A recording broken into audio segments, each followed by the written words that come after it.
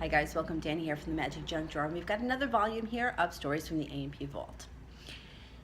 So if you've never been through a bankruptcy and that kind of a job loss, I don't think the people really understand how devastating it is.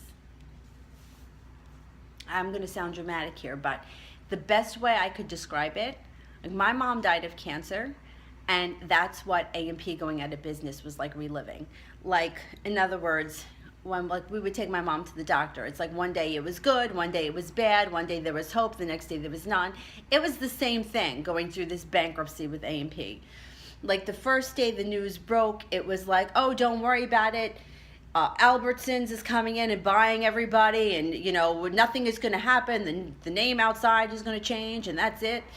And then as time went on, then there were like rumors and it's like, oh, you're getting shut down. And then like the local news that night had our store is shutting down. It's going to be closing. And I mean, the rumors were crazy. And then every other person coming in, oh, they should make this place a Trader Joe's and they should make this place this. And then, I mean, meanwhile, it was very uncertain as to what the future was going to hold for the employees. And I know I'm jumping ahead because I have so many stories, but I wanted to start with this because there was so much mayhem that went on during this time. Because we got news, it was July 19th, that the A&P was in Chapter 11 and that they were looking to sell off the stores. Now, we'd been in Chapter 11 before, so we were thinking that we were coming out of it.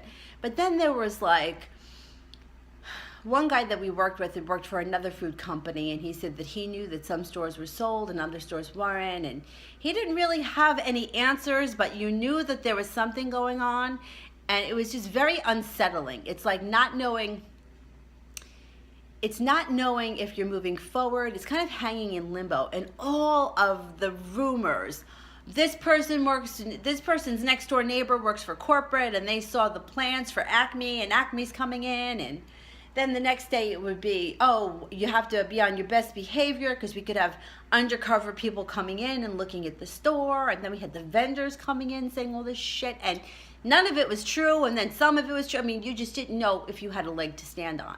Now, if you want to laugh, my life, this would just happen to be how it is. I leased a new car I think I picked up the car on July 1st, and A&P went bust on July 19th. Like, I couldn't have had better luck with this. I mean, really. But with yoga, I travel so much to all the different studios. I need to have a reliable car. I didn't realize I was going to be losing my job with a company that had been in business for 156 years. So all of this was coming down the pike, and it was coming down fast. And it was so unsettling because every time you went in there, you didn't know what you were going to hear, what was true, what wasn't true. And then some people are just assholes. Well, when are they shutting this place down? Like, first of all, we work here, and there are people here that are going to be losing their jobs. Now, you may not think much of people that work in the grocery store, but I got to tell you that full-time employees, they make damn good money. And I was a bookkeeper, so I was used to cash their checks. For the stress level that they had, and deadlines that they didn't have to meet, I mean, my accounting job was much more stressful. And let me tell you something, that full-time job hired me at 25 cents an hour more than I was making part-time at A&P. So grocery store employees do get paid well. Not now, maybe not now, not like they did back then, but we were getting paid well. And we got vacation. I think I had 5 or 6 weeks vacation, personal days, sick days. I had health benefits. Well, I had health benefits until 2012. Then they were taken away. But we had a lot of benefits to working there, and part-time employees didn't have to work that much, 16 hours a week, 20 hours a week. So this was really hard on us. Now, we didn't find out, now that was July, we didn't find out until October 18th that we were closing for good. So there's 4 months of this roller coaster ride, which was like a living hell because you didn't know what to do. Like, people were saying, oh, you should get another job, but you know, do you leave this job now, jump ship, or do you go down like we used to say, well, we're going down like the band on the Titanic, because we're here this long, we may as well wait and get the severance, which it was a crying shame what we got.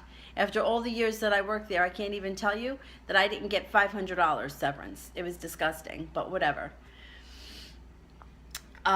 Considering that I was there every holiday, every weekend, every Saturday night, every Sunday night, for 20 years or more than 20 years. Yeah, it was pretty bad. But it was the not knowing. Like, the not knowing is always the worst. But October 18th, when we found out we were closing for good, now this is when things started to get really depressing. So we had this guy who came in from the liquidation company, and you know, like when he first showed up, we were like calling him the Grim Reaper.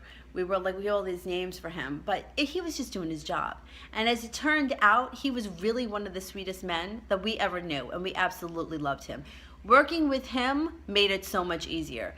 And he knew how we felt because he had worked for Montgomery Ward when they had gone out of business, and that's how he actually wound up getting this job. So he knew exactly what we were going through. And he was so sweet. One of the managers wound up getting hired for a different grocery store. And when he was leaving, we had like a cake for him. And we invited this guy to have cake with us. And he was like, well, thank you for inviting me. Usually people aren't very nice to me when I show up. But it wasn't his fault. He didn't run the company out of business. He was just there to liquidate the place. But yeah, I mean, he was a very, very nice man. Really nice man. He was the only good thing about the place closing down. So it was my brother that reminded me of this story, and I'll go into more detail, but I don't want to let these videos go too long because they take forever to upload. But there are signs outside, right? Everything must go, and we even have people out on the main drag walking around with signs. Everything must go. So I think every week we were bringing the prices down. Starts off 5% off, 10% off, and it keeps going down. But the signs outside, everything must go. So we had ladders all over the store because we had these huge signs hanging from the ceiling, and we were constantly moving them. So this guy comes in and he picks up the ladder and he's walking out with the ladder. And my boss, she's like, hey, where you going with that ladder? And he's like, everything must go, everything must go. I'm taking the ladder. And she was like, no, you can't leave with our ladder. She got to go running out after him. So she gets the ladder back, and then she's like, gives me the job. She's like, watch that ladder. We wound up having to shove it into this closet kind of sideways so that nobody was going to leave with the ladder. I mean, believe these people? I mean, they take the eyeballs out of your head. All right, guys, if you like what we're doing here at the Magic Junk Drawer, don't forget to like and subscribe, and we will see you soon. Thanks for watching. Bye.